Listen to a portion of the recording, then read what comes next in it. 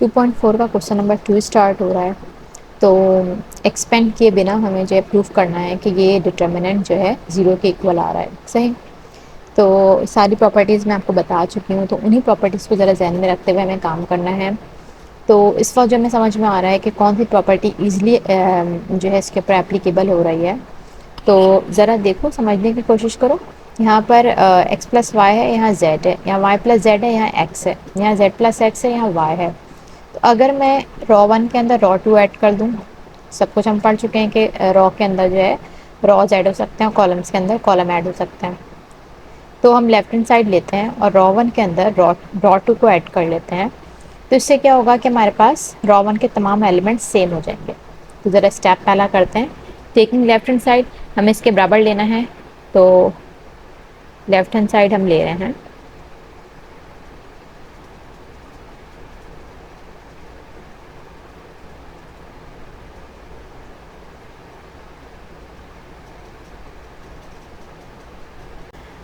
मैं क्या लिखूंगी, row one plus row two. ठीक है, रॉ वन के अंदर मैंने रॉ टू ऐड किया, that implies left hand side बराबर हो जाएगी। प्लस करने का मतलब क्या होता है कि जो रॉ वन का फर्स्ट एलिमेंट है और जो रॉ टू का फर्स्ट एलिमेंट है वही यानी कि कॉरेस्पॉन्डिंग एलिमेंट जो है आपस में ऐड हो जाएंगे। तो X plus Y plus Z हो जाएगा, Y plus Z plus X यानी कि x plus Y plus Z ही कहलाएगा ये। Z plus X plus Y यानी कि x plus Y plus Z ही कहलाएगा ये। बाकी जिस रॉ के अंदर या जिस कॉलम के अंदर काम हो रहा होता है, यानी कि हमने रॉ वन में ऐड किया, अच्छा उसको लिखते पहले हैं। रॉ वन में ऐड करना है तो रॉ वन को पहले लिखेंगे, जिसको ऐड करना है, जिसको सब्ट्रैक्ट करना है या जो भी इंटरचेंज करना है उसे बाद में लिखेंगे। और जिसके अंदर काम होता है सो उसमें काम होगा, बाकी जो तमाम रॉज हैं वो एज इट इज़ लिखाएंगी। इसके बाद नेक्स्ट स्टेप क्या है, रॉ वन के अंदर से तमाम एलिमेंट सेम है, यानी कि x plus Y plus z जो है कॉमन आ जाएगा रॉ वन से। तो हम सिंपली कॉमन ले सकते हैं डिटर्मिनेंट से, ये भी हम पढ़ चुके हैं। यानी X plus Y plus Z common आ गया, तो यहाँ बचा वन वन वन। अब हमारे पास प्रॉपर्टी हमें पता है कि किसी भी डिटर्मिनेंट के, डिटर्मिनेंट यानी कि मैट्रिक्स की मॉड फॉर्म है डिटर्मिनेंट, हम ये भी पढ़ चुके हैं सारा।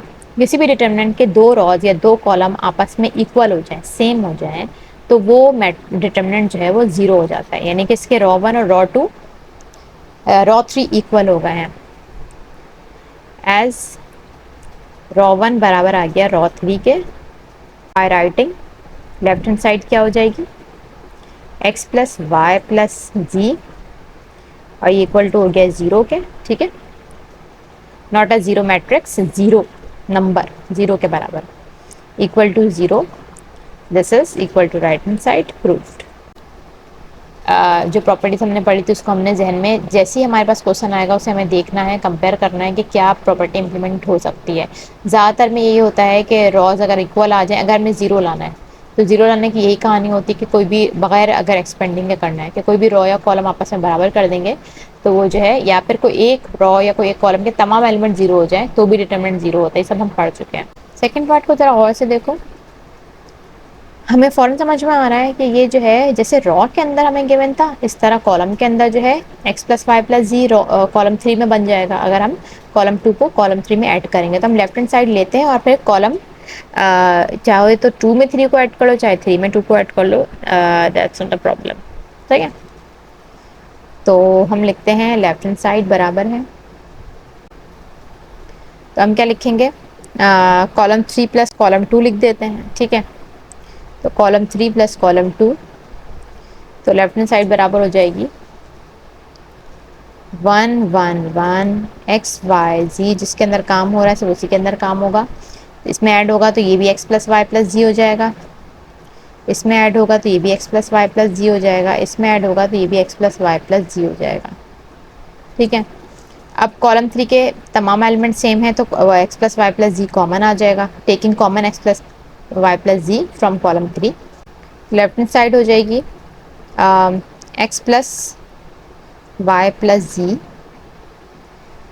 X plus Y plus Z common होके बाहर आ गया, one one one X Y Z one one one. ठीक है, ये है लेफ्ट हैंड साइड। अब हमें पता है कोई भी दो कॉलम के एलिमेंट या किसी भी दो रो के एलिमेंट आपस में बराबर हो जाए तो वो डिटरमिनेंट 0 हो जाता है। तो हम क्या लिख देते हैं, बाय राइटिंग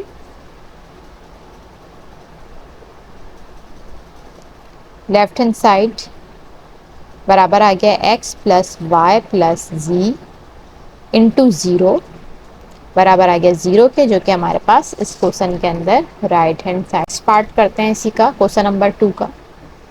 क्या इसके अंदर है, चार ऑर्डर 4 का है ये, ठीक है, यानी 4 रोज हैं 4 कॉलम में।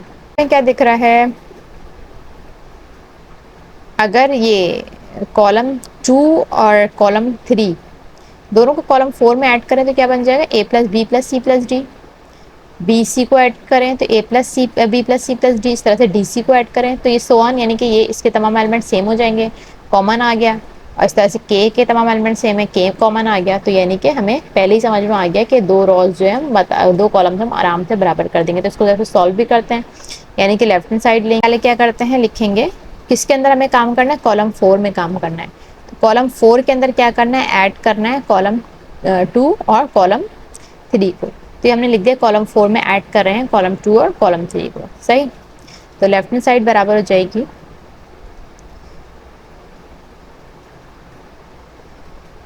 जहाँ पे हम काम नहीं कर रहे उसे हमें एज इट इज लिखना है, ठीक है। जिन पे हमारा वर्क नहीं है उसे हमने एज इट इज लिखना है। और फोर्थ कॉलम में काम है तो फोर्थ कॉलम को हम जो वही दोनों को सब ऐड करेंगे तो a plus B plus C plus d हो जाएगा। तो ये हम लिखते चले जाते हैं,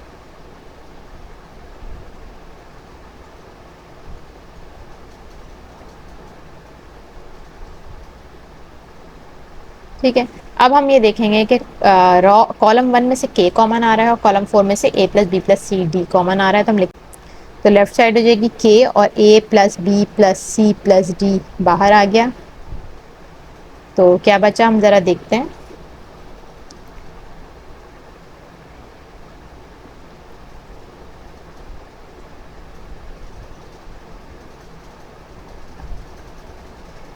देखा हमने कि जो है जिनको हमने नहीं वो किया था, ये दोनों में से कॉलम 1 और कॉलम 4 से कॉमन आया तो कॉमन ले लिया हमने।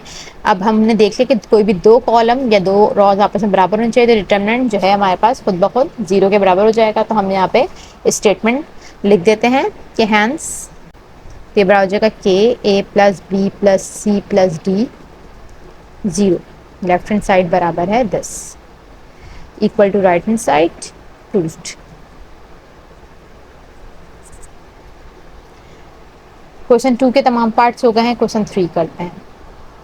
नेक्स्ट क्वेश्चन है without expanding determinants prove that. वही सारे क्वेश्चन है विदाउट एक्सपेंडिंग वाले, ठीक है। तो इस क्वेश्चन को अगर आप लोग देखो कि हम कितनी बार देख चुके हैं कि जो है कॉलम 2 के अंदर ये जो कॉलम 3 है, ठीक है, कॉलम 3 के अंदर हमें क्या ऐड करना है, कॉलम 2 को ऐड करना है, ठीक है। कॉलम 2 को ऐड करना है तो a plus B plus C A plus B plus C A plus B plus C हो जाएगा। फिर यहाँ से कॉमन ले लेना है a प्लस बी प्लस सी को, तो वो 1 हो जाएगा। तो क्या होगा फिर, दोनों कॉलम सेम हो जाएंगे और ये जो है डिटरमिनेंट 0 आ जाएगा। तो सेम क्वेश्चन को बार बार रिपीट किया गया, तो इसको मैं जल्दी से सॉल्व करवाती हूँ। कॉलम 3 प्लस कॉलम 2 हमने किया, कॉलम 3 के अंदर हमने कॉलम 2 को ऐड किया, a plus B plus C A plus B plus C A plus B plus C. अब जो है कॉलम 3 से a plus B plus C common ले लेंगे।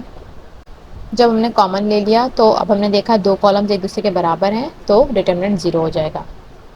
a plus B plus c c column 1 column 3 आपस में बराबर हुए तो डिटरमिनेंट इसका क्या होगा, 0 हो गया, यानी पूरी वैल्यू जो है 0 हो गई। तो 0 से मल्टीप्लाई करेंगे तो 0 आएगा, जो कि बराबर है राइट हैंड साइड के। नेक्स्ट क्वेश्चन 2 देखते हैं। इसके अंदर हमें वही डिटरमिनेंट बताना है। हमारे पास दो ही ऑप्शन है, या तो दो कॉलम या दो रॉज आपस में बराबर कर दें, या फिर कोई एक कॉलम या रॉ बिल्कुल 0 कर दें। ये दो में से कोई एक चीज़ लानी है। तो इसमें यहाँ पे आ जाती है उस्तादी। अगर मैं क्या करूँ कि मैं रॉ 1 को रॉ 3 से ऐड करूँ, तो फिर ज़रा तुम चेक करो कि होता क्या है, ठीक है। तो लेफ्ट हैंड साइड मैंने ले लिया। लेफ्ट हैंड साइड लेने के बाद मैं क्या कर रही हूँ, रॉ 1 में ऐड कर रही हूँ रॉ 3 को। तो देखो क्या होता है। अब रॉ 1 का फर्स्ट एलिमेंट है x प्लस 1, रॉ 3 का फर्स्ट एलिमेंट है x प्लस 7। दोनों ऐड होंगे तो x प्लस एक्स 2x और 7 प्लस 1 क्या हो जाएगा 8, यानी क्या बन जाएगा ये 2x प्लस 8। यहाँ क्या बन जाएगा 2x प्लस 12, ये क्या बन जाएगा 2x प्लस 16, ठीक है, ये हो गया। अब हम इन जो बाकी जो रॉज हैं जिनके ऊपर कोई वर्क नहीं हुआ उनको हम एज इट इज रहने देंगे, उनके ऊपर कोई चेंजेस नहीं होगी।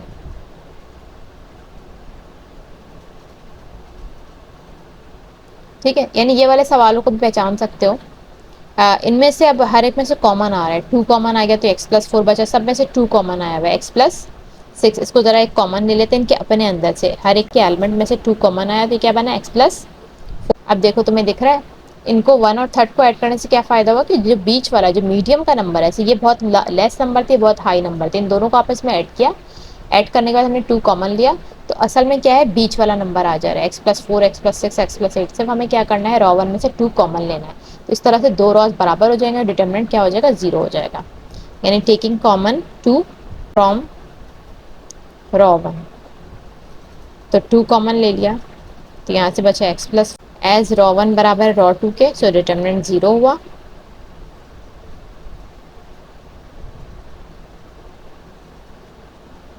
तो लेफ्ट हैंड साइड बराबर हो जाएगी 2 इंटू 0, बराबर हो जाएगा 0 के, equal to right hand side, proved.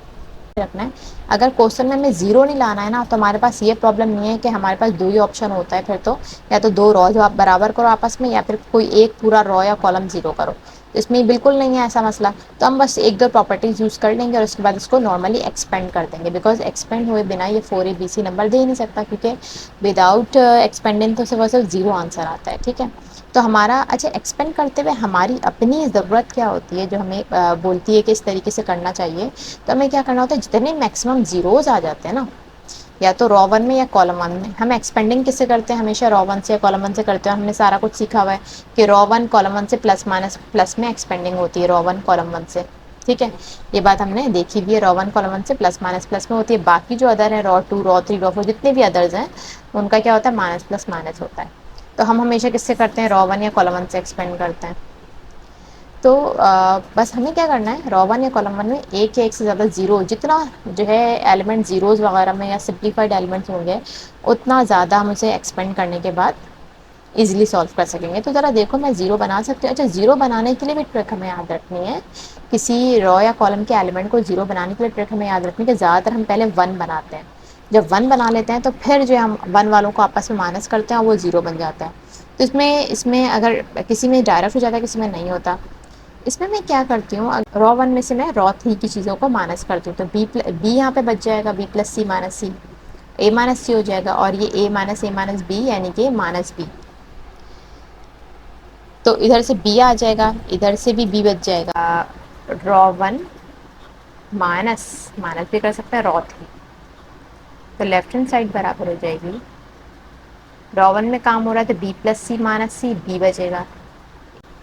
अच्छा देखो, ये दोनों बी वाले तो आ गए भाई, जल्दी से हम माइनस कर देंगे तो हमारे पास आसानी हो जाएगी। बट मसला क्या आ रहा है कि एक माइनस का है ऑलरेडी, एक प्लस का है, यानी अगर हम माइनस करेंगे भी तो इनमें से कोई एक चीज़ माइनस वाली बच जाएगी, एक कोई ज़ीरो होगा। यानी अगर हम माइनस करते हैं प्लस करते हैं तो बेहतर है प्लस ही कर लेते हैं, कि ये वाला प्लस में रह जाएगा, ये वाला जो है क्या होगा, ज़ीरो आ जाएगा। तो हम क्या करते हैं, रॉ वन के अंदर रॉ टू को ऐड करते हैं। ठीक है, तो ये तो टू बी हो गया, रॉ वन में काम हो रहा है। ठीक है, जिसमें काम हो रहा है उस पर ध्यान दो, ए माइनस सी प्लस ए, सी से सी कैंसिल हो गया तो टू ए बचा, और यहाँ माइनस बी प्लस बी, यहाँ पहला जीरो हमारे पास आ गया। एटलीस्ट दो जीरो हमें लाने पड़ते हैं, या तो रॉज या कॉलम्स में भी, तो हमें आसानी हो जाती है। अब जब हम रॉ वन से एक्सपेंड करेंगे तो जीरो वाला तो ख़त्म हो जाएगा, सिर्फ दो एलिमेंट से एक्सपेंड होगा।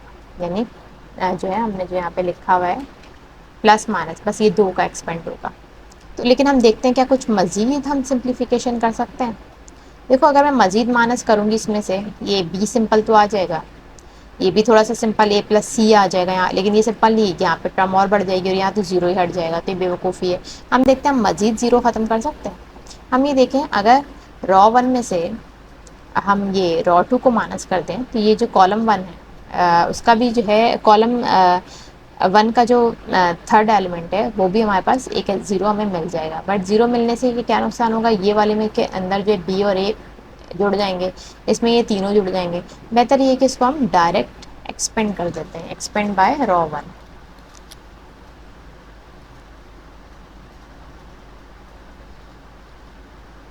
क्योंकि इसके अंदर हमने चेक कर लिया कि हमें कोई और काम नहीं दिख रहा।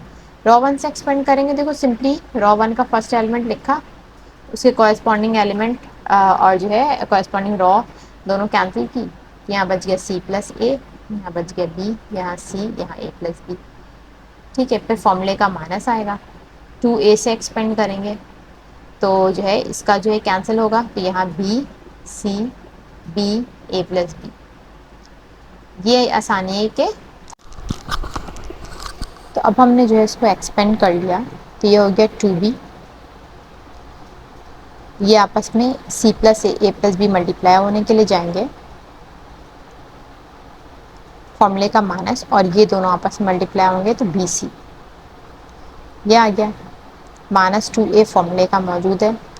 ये b से a प्लस बी मल्टीप्लाई होगा तो कर भी देते हैं, तो a B plus B square, और यहाँ आ गया माइनस का बी सी। प्लस का ज़ीरो हम हटा देते हैं। इनका पहले अपने अंदर जो काम हो रहा है वो करते हैं, फिर बाहर वालों से जो मल्टीप्लिकेशन होगी वो कर लेते हैं। टू भी अपनी जगह पर है, मल्टीप्लाई करेंगे तो हो जाएगा A C plus B C plus A square plus A B minus B C -2a A B plus B square minus B C. ठीक है, ये लेफ्ट हैंड साइड चल रही है जो प्रीवियसली में आया, तो हम इसको देखते हैं। बी सी से बी सी तो कैंसिल हो गया।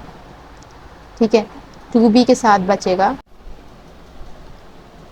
अब जो है यहाँ पर जो कैंसिलेशन अंदर करने के बाद एलिमेंट्स बचे हैं उनको हम 2b के साथ मल्टीप्लाई करेंगे। यहाँ भी हमने 2a के साथ मल्टीप्लाई किया, तो ये हमारे पास लास्ट अलजेब्रिक एक्सप्रेशन आई। तो हम ये देख रहे हैं कि 2a स्क्वायर b से 2a स्क्वायर b कैंसिल हो रहा है, 2a b स्क्वायर से 2a b स्क्वायर कैंसिल हो रहा है, और 2a b c और 2a b c बच जा रहे हैं, जो कि बराबर हो जाएंगे किसके, जो हमारा राइट हैंड साइड था, यानी कि 4a b c बराबर है राइट हैंड साइड के। ठीक है, क्वेश्चन में कह रहे हैं कि ये इस तरह से हमारे पास नंबर एलिमेंट्स गिवन है इसके। ठीक है, और जो है ये आंसर लेकर आना है। जैसे इसको अगर हम एलसीएम ले लेंगे तो इसके बराबर भी आ जाएगा, क्योंकि a b c d LCM आएगा, कैंसिल होगा, तो ये चीज़ हमारे पास खुद ब खुद वापसी भी आ जाएगी।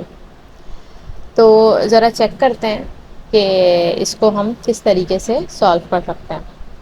तो देखो इसमें भी हमें क्या करना पड़ेगा, कोशिश हमारी ज़्यादा से ज़्यादा क्या होगी कि 1 और 0 आ जाएं, अगर या ये चीज़ें ही आ जाएं तो फिर हम इसको आराम से एक्सपेंड कर सकते हैं। तो अगर ये देखो कि थोड़ा सा ट्रिक इसके अंदर बनाना पड़ेगा, यानी कि उस्तादी आ जाएगी इसके अंदर ना। नेक्स्ट क्वेश्चन पार्ट 5 है हमारे पास। ठीक है, पार्ट 5 के अंदर जो है लेफ्ट हैंड साइड में हमारे पास गिवन है, ये डिटर्मिनेंट गिवन है। ठीक है, और हमें या तो ये राइट हैंड साइड में लाना है ABC1 का, और जब हम इसको अगर एलसीएम लेंगे तो ये खुद ब खुद इसके बराबर आ जाएगा।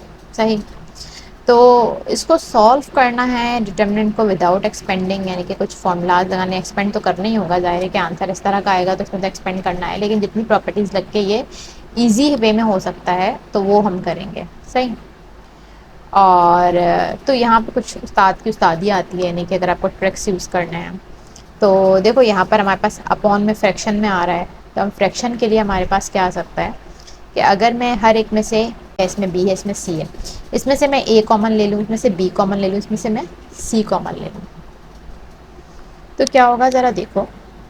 मैं लिखती हूँ, जब हम कॉमन लेंगे ना तो मतलब क्या होता है, एक अगर हमने इसमें से ए कॉमन लिया है, अगर ए कॉमन लेने का मतलब क्या होगा होता है हमेशा कि समझो हम इसको 1/a से मल्टीप्लाई करवाएंगे। ठीक है, इसको बी कॉमन लेने का मतलब इसको हम 1/b से मल्टीप्लाई करेंगे, सी कॉमन लेने का मतलब इसको हम 1/c से मल्टीप्लाई करेंगे। बिकॉज देखो अगर 1+a मौजूद है हमारे पास, ठीक है, तो 1+a में से मुझे a कॉमन लेना है।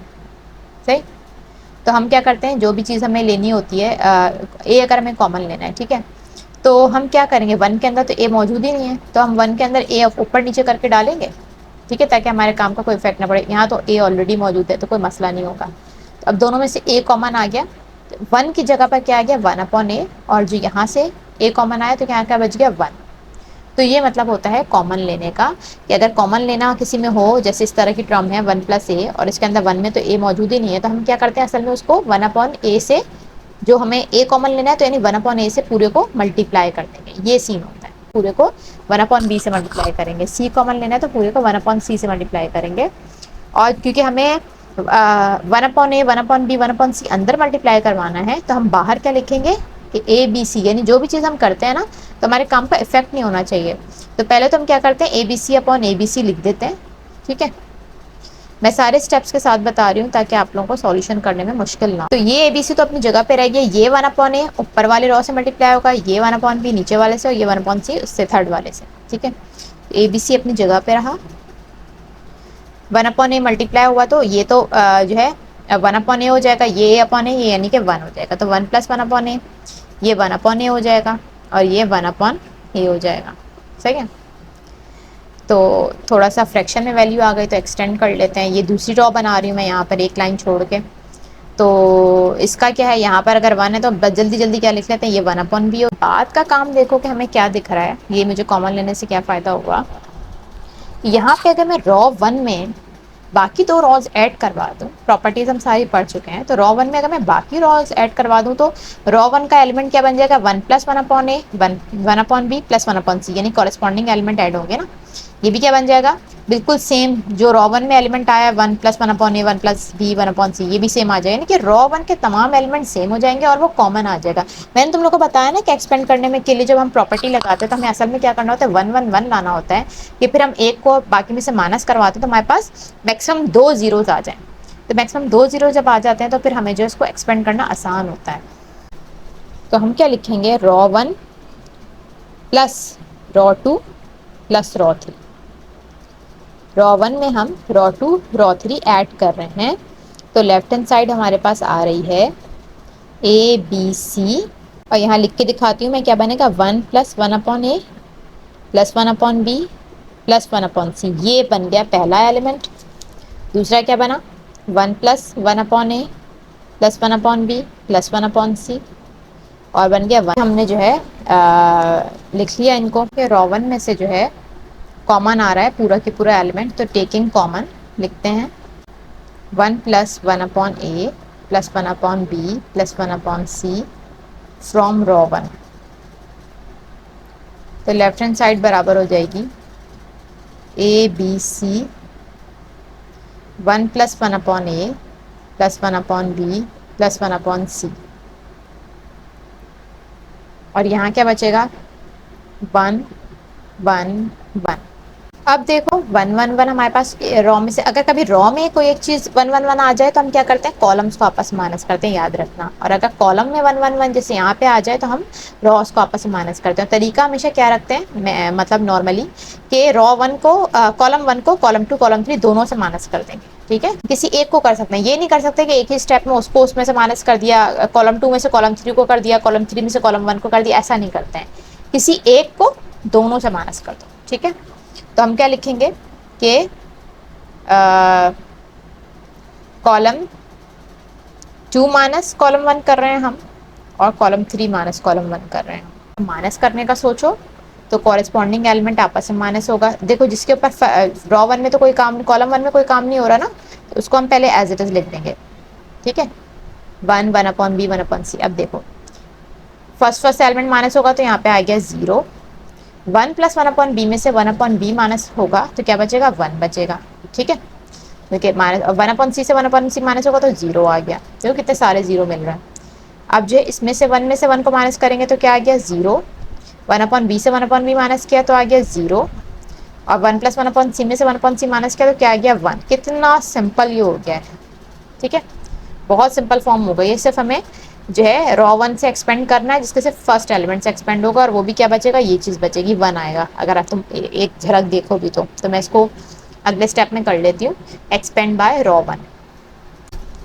एक्सपेंड में देखो मैंने रॉ 1 से एक्सपेंड करना है ना, तो 0 0 का तो खत्म हो जाएगा, खाली 1 से एक्सपेंड होगा। 1 से एक्सपेंड होगा तो 1 का कॉरेस्पॉन्डिंग कॉलम खत्म होगा, 1 का कॉरेस्पॉन्डिंग रॉ खत्म होगा। तो जो डिटरमिनेंट के अंदर 1 0 0 एक्सपेंड हुआ तो 1 1 0 0 1 -0 +0, जैसे फॉर्मूले के हिसाब से होता है। ठीक है, तो इसको एक स्टेप, बस एक लास्ट स्टेप लिख लो, 1+1/a plus 1/b plus 1/c। तो ये जानते हो तुम लोग कि जो है एक्सपेंड करेंगे ये सब तो खत्म हो गए। ठीक है, 1 बाहर है वो भी खत्म हो गया। एक्सपेंड करेंगे 1 -0 होगा, यानी कि ये आपस में मल्टीप्लाई होंगे, ये वाले आपस में मल्टीप्लाई होंगे 1 1, और 0 0 आपस में मल्टीप्लाई होंगे, तो 1 माइनस 0 1 ही आंसर आएगा। ठीक है, तो ये 1 आंसर आया, जो कि बराबर किसके हो गया, जो हमारा राइट हैंड साइड है। ठीक है, equal to right hand side. और चाहो तो इसमें एलसीएम ले लो, अगर चाहो ए बी सी है, एलसीएम लोगे तो क्या बनेगा, ए बी सी बनेगा। यहाँ पे ए बी सी आ गया, यहाँ ए से ए कैंसिल होगा तो प्लस बी सी, यहाँ कैंसिल होगा तो सी ए, यहाँ सी की वजह से कैंसिल होगा तो ए बी बचेगा, ए बी सी से ए बी सी कैंसिल हो गया।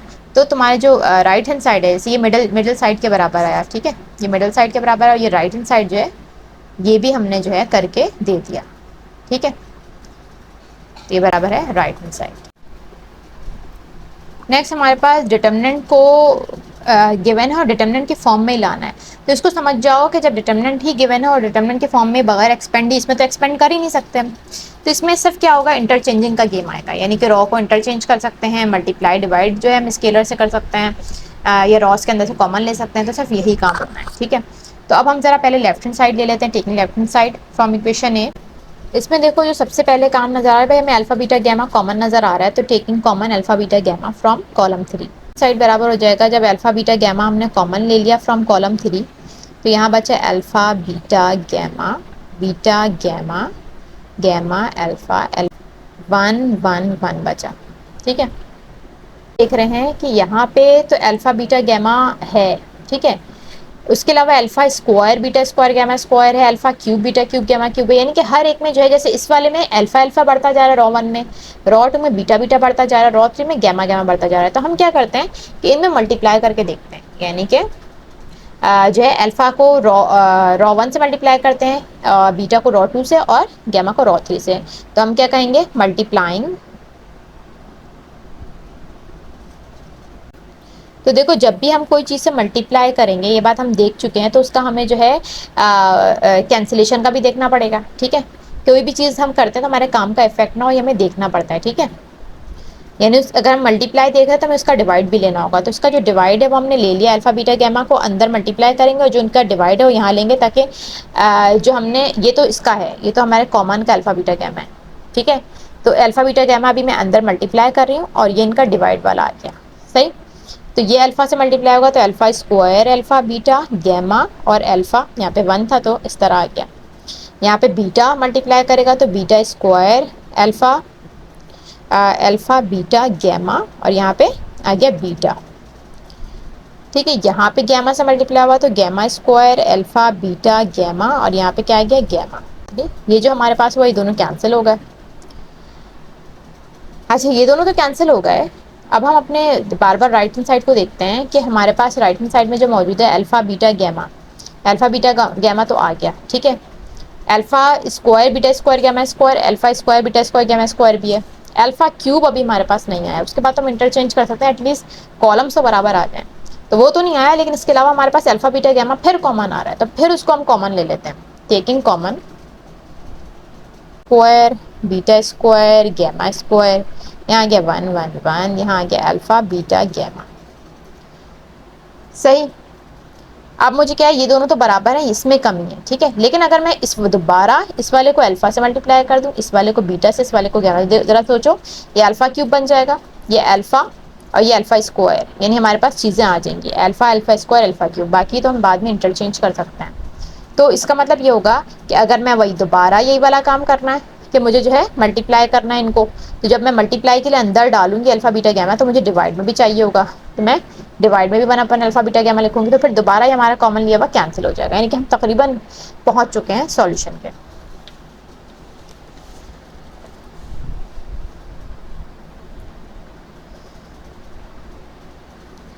तो अब हम लिखेंगे multiplying beta gamma upon alpha beta gamma. तो इसे हम अल्फा से मल्टीप्लाई करेंगे, इसे बीटा से, इसको gamma, alpha cube alpha alpha square, ये हो जाएगा beta cube beta beta square, ये हो जाएगा gamma cube gamma gamma square, जो है ये कैंसिल हो जाएगा। अपने राइट हैंड साइड को देखते हैं, राइट हैंड साइड में हमारे पास क्या है, alpha beta gamma, right hand side को देखते हैं। तो राइट हैंड साइड में क्या अल्फा बीटा गैमा जो है फर्स्ट कॉलम में मौजूद है, अल्फा स्क्वायर बीटा स्क्वायर जो है लास्ट वाले में। तो हम क्या करते हैं, दो बार इंटरचेंज होगा, यानी कि हम पहले क्या करते हैं, एक को जगह पे पहुंचाते हैं, पहले अल्फा बीटा गैमा को एटलीस्ट जगह पे पहुंचाते हैं, यानी कि इन दोनों को कॉलम 1 और कॉलम 2 को आपस में इंटरचेंज करते हैं। ठीक है, तो हम लिखेंगे इंटरचेंजिंग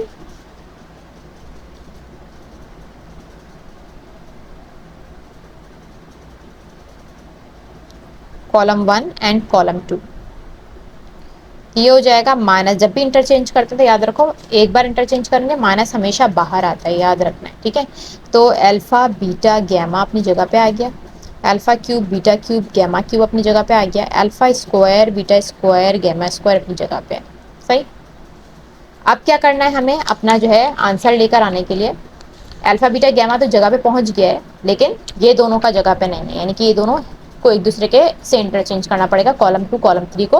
तो फिर ये एग्जैक्टली राइट हैंड साइड के बराबर आ जाएगा। तो अब हम क्या करेंगे, चेंजिंग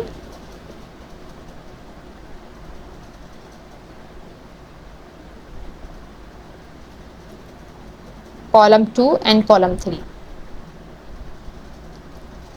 तो ये माइनस, इसका भी माइनस आएगा, तो माइनस माइनस प्लस होकर खत्म हो जाएगा। ये हो गया अल्फा बीटा गैमा, ये हो गया alpha square beta square gamma square, ये हो गया alpha cube beta cube gamma cube, जो कि बराबर है राइट हैंड साइड के, और ये हो गया प्रूफ।